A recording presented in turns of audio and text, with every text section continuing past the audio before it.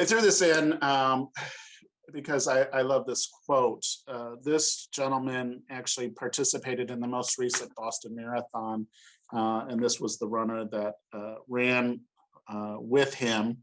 And his mother posted this, and his mother is a friend of my friend Mary, who's the mother of Michael.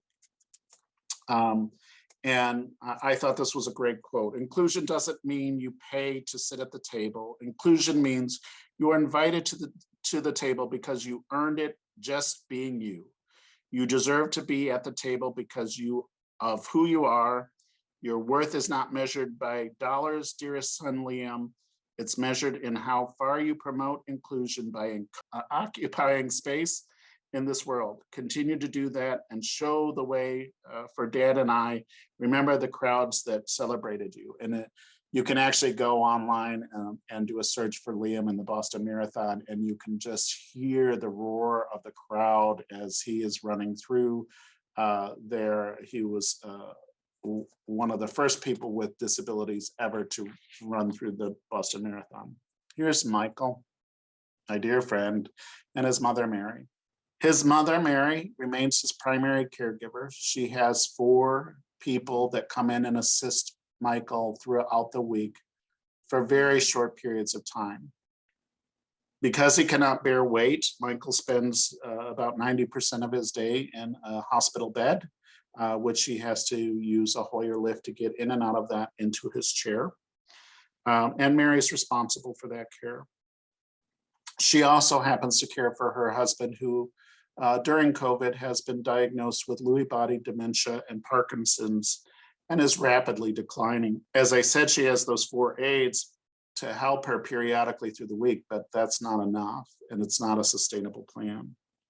While we can look back and see lots of progress in the areas of inclusion, it's important to note that families still feel isolated. Mary absolutely feels isolated.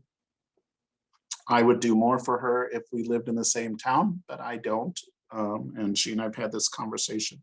She and I text with each other multiple times a day so that I can be a support system for her, but I am not physically there to help her. Mary's not alone. Other families continue to fight for proper education and supports in the school districts, healthcare, residential care, community services, and most recently, transportation services continue to be a problem. It's important to note that services today that exist today did not just pop up without any fights.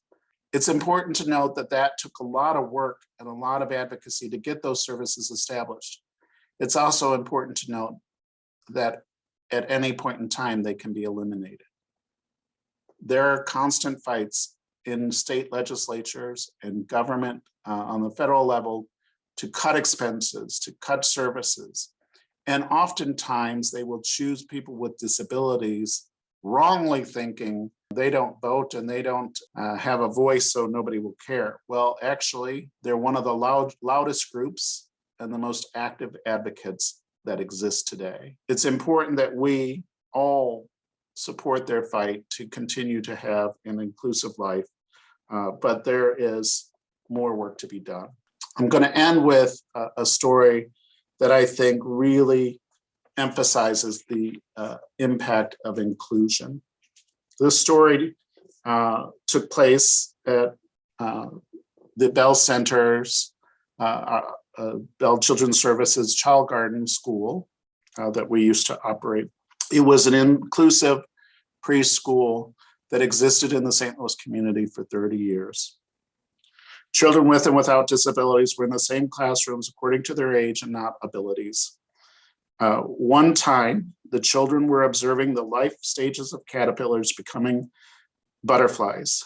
They watched closely as the caterpillars formed their chrysalis and emerged as butterflies. There were 8 to 10 butterflies, but one butterfly was born with one wing smaller than the other.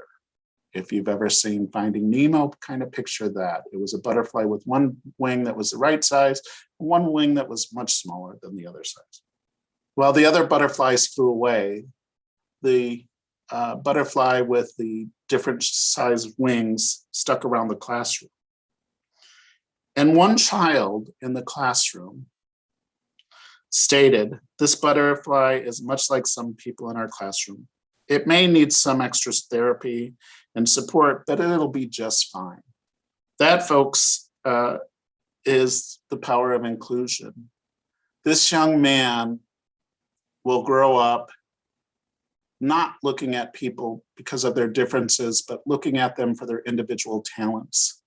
He will be an employer and he will easily hire people with disabilities because he grew up with them, because they've been a part of his life since preschool. This is the power of inclusion. And this is the world that I want to live in.